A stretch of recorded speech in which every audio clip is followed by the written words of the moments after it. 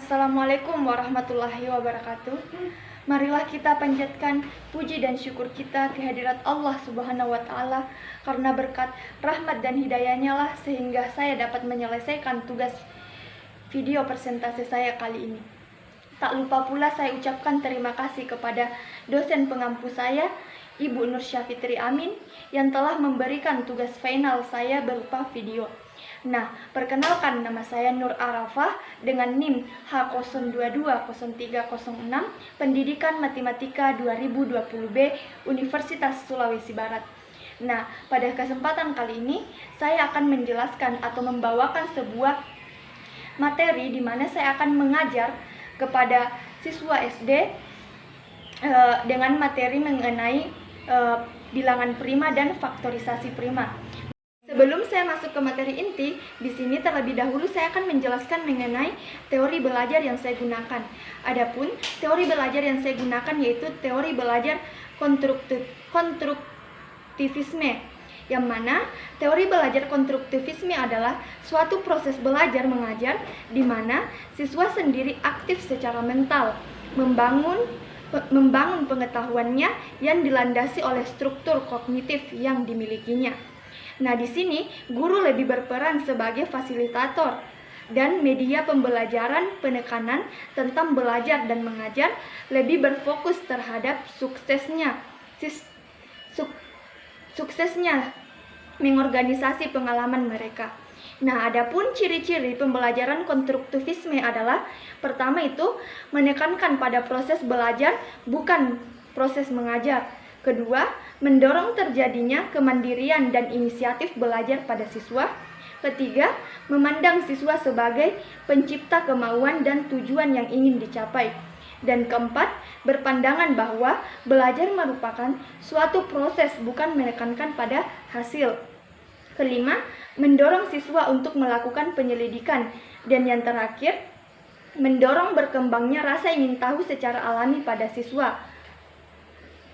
Dan selanjutnya ada kelebihan dan kelemahan teori belajar konstruktivisme ini. Nah, kelebihan pertama yaitu dalam proses belajar mengajar, guru dapat mengajarkan para murid untuk mengeluarkan ide-idenya atau gagasannya dan melatihnya agar bisa mengambil keputusan. Kedua, semua murid bisa mengingat pelajaran yang sudah diajarkan karena mengikuti proses pembelajaran secara aktif dan melalui secara langsung. Ketiga, pengulangan pembelajaran yang dilakukan secara berulang akan membuat murid lebih mudah untuk berinteraksi dan yakin bisa memahami pelajarannya.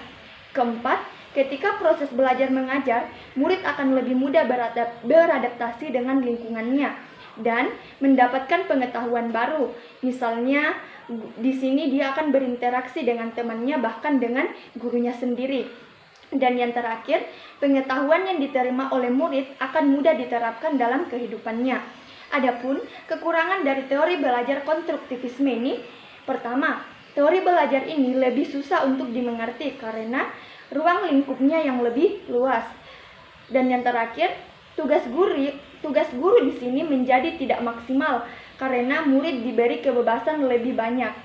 Nah, selanjutnya kita masuk kepada materi intinya, yaitu saya akan mengajar, di mana materi yang saya bawakan itu mengenai materi bilangan prima dan faktorisasi prima kelas 4 SD. Baik, Assalamualaikum warahmatullahi wabarakatuh anak-anak, dan selamat pagi. Apa kabar semuanya? Alhamdulillah baik, Masya Allah. Nah, sebelum Ibu mulai pembelajaran, ketua kelasnya pimpin doa terlebih dahulu. Oke, Ibu akan mengabsen. Ketua kelasnya coba dilihat teman-temannya apakah ada yang sakit, alfa atau izin hadir semua. Alhamdulillah, semoga kita selalu ya di dalam keadaan sehat sehingga kita dapat beraktivitas, menyelesaikan tugas sekolah yang ada, kewajiban kita untuk belajar. Nah, oke. Pada pertemuan kali ini, Ibu akan membawakan materi terkait bilangan prima dan faktorisasi prima. Nah, ada yang pernah dengar mengenai bilangan prima dan faktorisasi prima? Atau contoh dari bilangan prima? atau apa? Contoh dari bilangan prima kah atau faktorisasi prima itu seperti apa? Ya, siapa itu sebutkan 2? Ya, Ibu dengar ada teman kalian yang menyebutkan 2 ya. 2 itu merupakan dari bilangan prima. Nah, Ibu jelaskan sedikit ya sebelum masuk kepada penjelasan lebih luasnya. Bilangan prima sendiri itu adalah bilangan yang memiliki 2 faktor, yaitu faktor 1 dan dirinya sendiri. Nah, sebelum Ibu lanjut pada materi yang lebih luas terkait bilangan prima dan faktorisasi prima ini, Ibu terlebih dahulu akan menjelaskan mengenai tujuan pembelajaran kali ini. Adapun tujuan pembelajaran kita pada pertemuan kali ini yaitu di mana siswa mampu menentukan bilangan prima secara tepat. Kedua, siswa mampu menentukan faktorisasi prima suatu bilangan dengan tepat. Nah, baiklah, itulah tadi tujuan pembelajaran kita pada pertemuan kali ini. Kita masuk pada materi yang lebih luas terkait bilangan prima. Nah, ada yang bisa menjelaskan tadi mengenai bilangan prima yang sudah Ibu paparkan sebelumnya? Ya, betul ya yang dikatakan oleh Putri terkait bilangan prima itu sendiri. Nah, bilangan prima adalah bilangan yang habis membagi dirinya sendiri, atau dapat dikatakan bilangan prima adalah bilangan yang memiliki 2 faktor pembagi, yaitu 1 dan dirinya sendiri. Adapun contohnya tadi itu sudah disebutkan oleh salah satu teman kalian, yaitu 2. Nah, adakah dari kalian yang bisa menyebutkan contoh lainnya dari bilangan prima, di mana Ibu tadi sudah menjelaskan mengenai pengertiannya, temannya sudah tadi menjelaskan salah satu contoh, menyebutkan salah satu contohnya yaitu 2. Ya, 5. Betul, 5 ya. 5 juga tergolong bilangan prima. Nah, Ibu jelaskan ya kenapa kita bisa menyebutkan 2, 5 itu bilangan prima. Karena semisal 2 itu habis membagi dirinya sendiri. 2 dibagi 2 kan habis. 2 dibagi 1 juga kan habis. Nah, tentu itulah mengapa kita menyebutnya itu merupakan bilangan prima. Adapun contoh bilangan prima lainnya itu adalah 2, 3, 5, 7, 11, 13 dan masih banyak lagi. Nah, dari penjelasan Ibu sampai sini, apakah masih ada yang kurang dipahami terkait bilangan prima?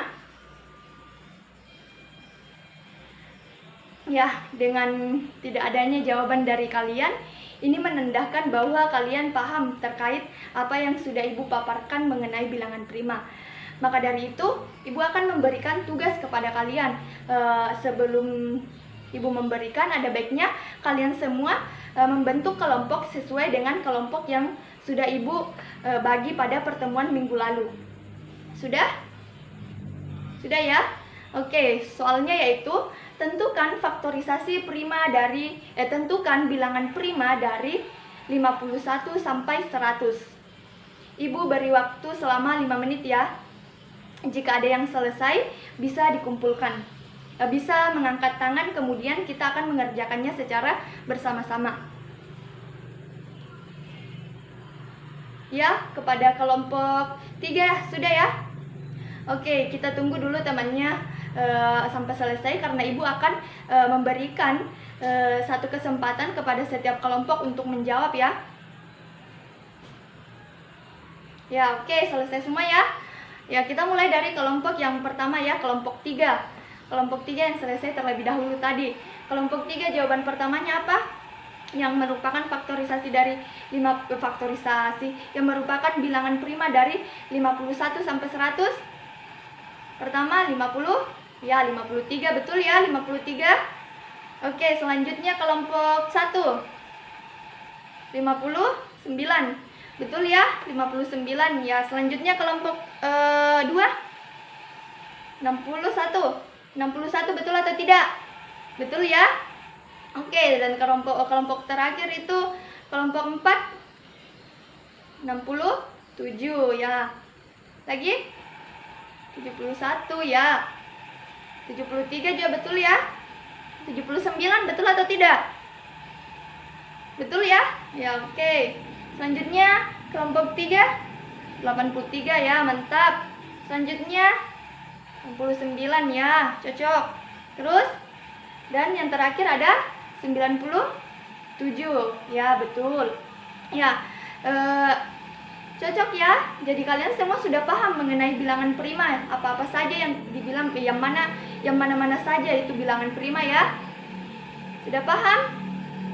Jadi dapat disimpulkan bahwa dari yang kalian peroleh bahwa faktorisasi bilangan prima dari 51 sampai 100 itu ada 53, 59, 61, 67, 71, 73, 79, 83, 89 dan 97. Ya, oke, sampai sini masih ada pertanyaan atau ada temannya yang belum bisa, misal mengandalkan temannya saja? Sudah tidak ada ya?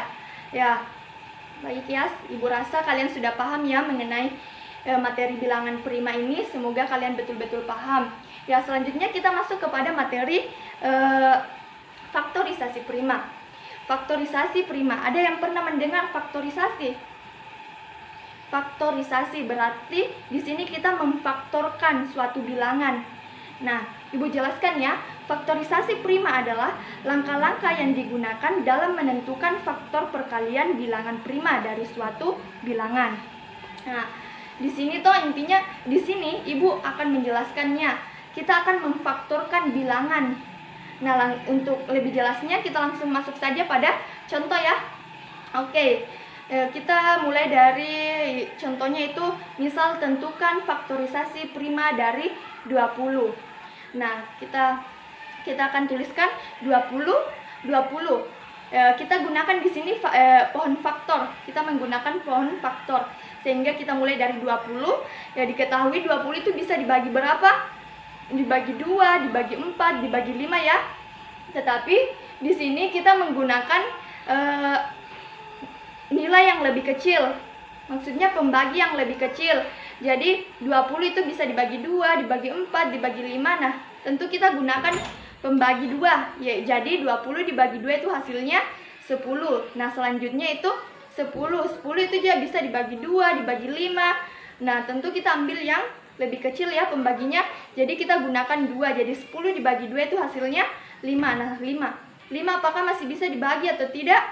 Tidak ya. Nah, jadi kita sampai pada 5 saja. Jadi dapat ditentukan bahwa faktorisasi prima dari 20 yaitu 2 dikali 2 dikali 5. Atau bisa juga 2 pangkat 2 dikali 5. Nah, sampai sini masih ada yang belum dipahami mengenai faktorisasi prima yang Ibu sudah jelaskan tadi terkait contohnya? Sudah ya? Jelas ya? Ya, kalau sudah jelas, Ibu akan memberikan soal lagi. Satu nomor lagi ya. Soalnya yaitu tentukan faktorisasi prima dari 90. Nah, jika ada yang selesai, langsung mengangkat tangan ya. Ibu beri waktu selama 5 menit. Ya, oke, kelompok 1 selesai. Bisa disebutkan faktorisasinya? 2 dikali 3 kali 3 kali 5. Ya, ada jawaban lain dari kelompok lain? Sama semua. Ya, kita kerja sama-sama ya. Kita membuktikan apakah betul jawaban dari kelompok 1 ini. Kita mulai dari membuat pohon faktornya terlebih dahulu. 90 bisa dibagi 2 ya. Hasilnya adalah 45. Nah, 45 bisa dibagi 2 45 atau tidak? Tidak ya. Berarti kita bagi 3. 45 bagi 3 hasilnya 15. Oke. 15 itu bisa dibagi 3 ya. 15 bagi 3 hasilnya 5. Mantap. Oke, berarti kita berhenti pada 5 ya. Sehingga diperoleh faktorisasi dari 90 yaitu 2 kali 3 kali 3 kali 5. Atau bisa juga menjadi 2 kali 3 pangkat 2 dikali 5. Oke. Beri aplaus untuk kelompok 1. Nah, oke, sampai sini apakah masih ada yang kurang jelas dari contoh Ibu, dari jawaban yang sudah dijelaskan pada teman-temannya, atau dari jawaban kalian apakah masih ada yang belum dipahami mengenai keseluruhan dari bilangan prima, faktorisasi prima? Jika belum, itu bisa ditanyakan ya, supaya ibu juga paham di mana keluhan Anda, di mana Anda belum memahaminya, kenapa bisa Anda belum paham. Ibu akan jelaskan secara baik-baik sehingga kalian bakalan paham. Sudah tidak ada? Alhamdulillah, jika sudah tidak ada, semoga kalian benar-benar paham apa yang ibu jelaskan dari awal sampai akhir ya. Oleh karena itu, jika sudah tidak ada, untuk meyakinkan ibu apakah kalian benar-benar paham, maka ibu akan memberikan tugas kepada kalian. Coba buka halaman 90. Nah, di situ ada soal terkait bilangan prima dan faktorisasi prima. Kerjakan ya, nomor 1 sampai 5. Itu tugas di rumah.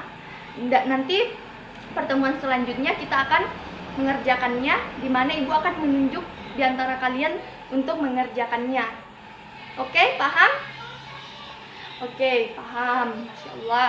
Nah, oke, selanjutnya jika sudah tidak ada pertanyaan, maka pembelajaran kita pada hari ini cukup sampai di sini ya. Kepada ketua kelasnya mungkin bisa memimpin doanya lagi, di mana semoga pembelajaran kita kali ini bermanfaat bagi kita. Semoga semuanya paham mengenai bilangan prima dan faktorisasi prima ini. Doa kepada ketua kelasnya. Oke, alhamdulillah. Semoga ya anak-anak kalian betul-betul paham, dan ibu juga memohon maaf apabila ada salah kata atau perkataan yang kurang berkenan kepada kalian, atau mungkin penyampaian ibu terlalu cepat. Mohon maaf ya. Oke, sekian dari ibu. Saya cukupkan untuk pertemuan kali ini. Assalamualaikum warahmatullahi wabarakatuh. Jangan dilupa ya kerja tugasnya.